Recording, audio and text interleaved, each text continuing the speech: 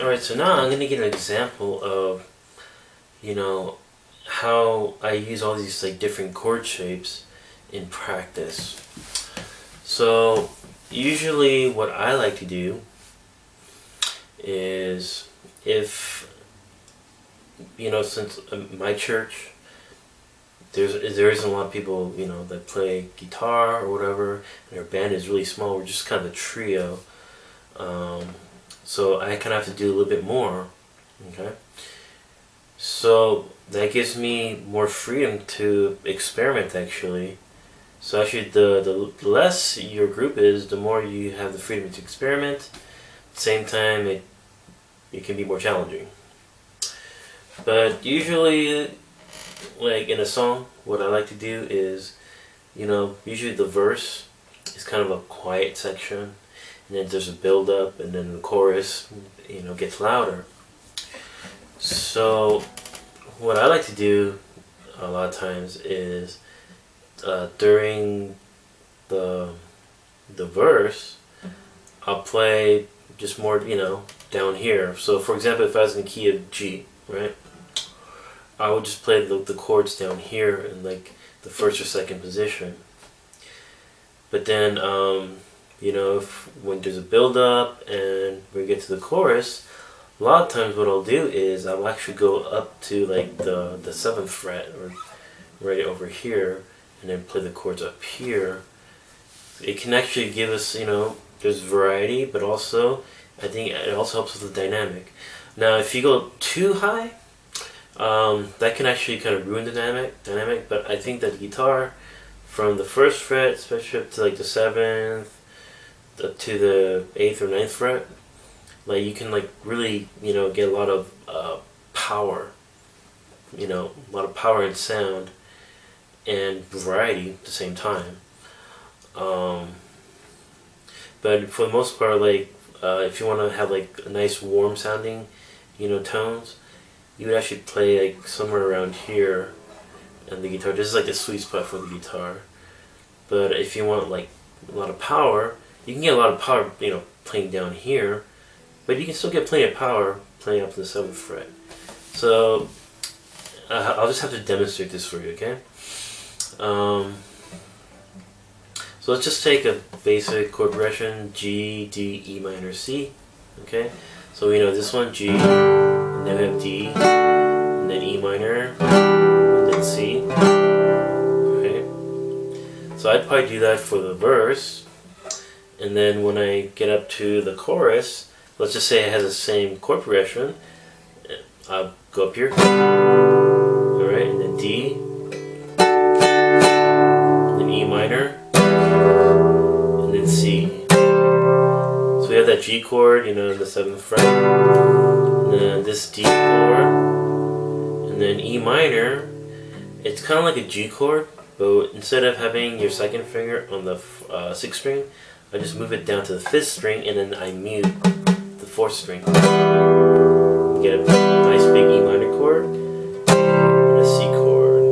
There.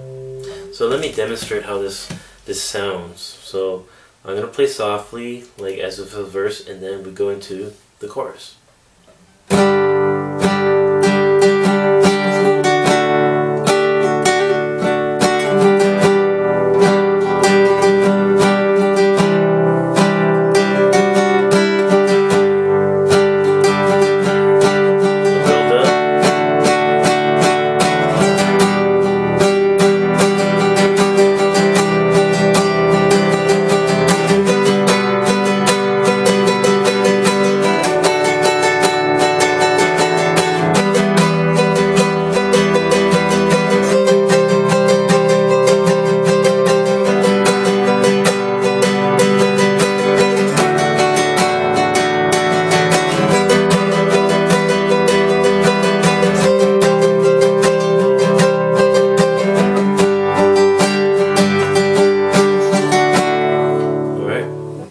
So as you can see, because I'm playing all 6 strings, I'm able to get plenty of power still up here, and variety, and you know, it's another good way of like, you know, avoiding just staying down here, you know.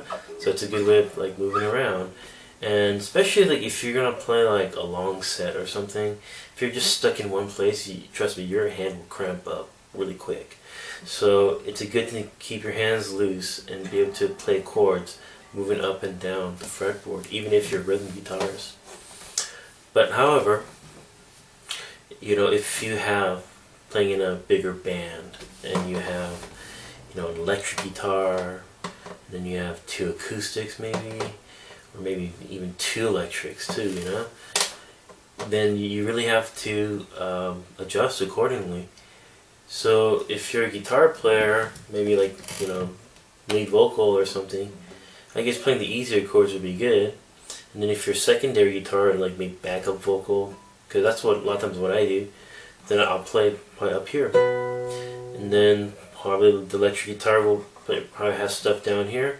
And electric guitar compared to an acoustic guitar like has different, you know, qualities, like different timbre. So you know, the electric guitars are kind of like their own little entity. The acoustic guitars are their own entity.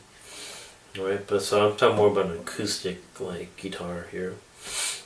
So I'd probably, if someone was playing down here, you know, leading praise, whatever, I'd probably be up here, you know.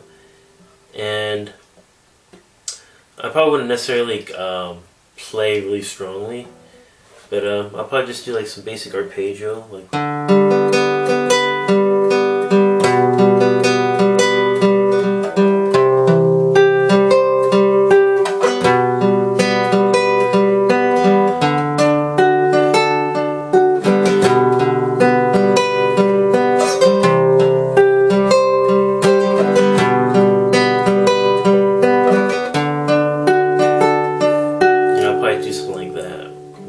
The second guitar, and then the first guitar just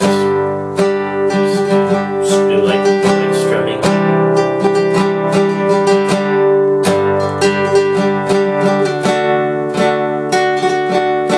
Right.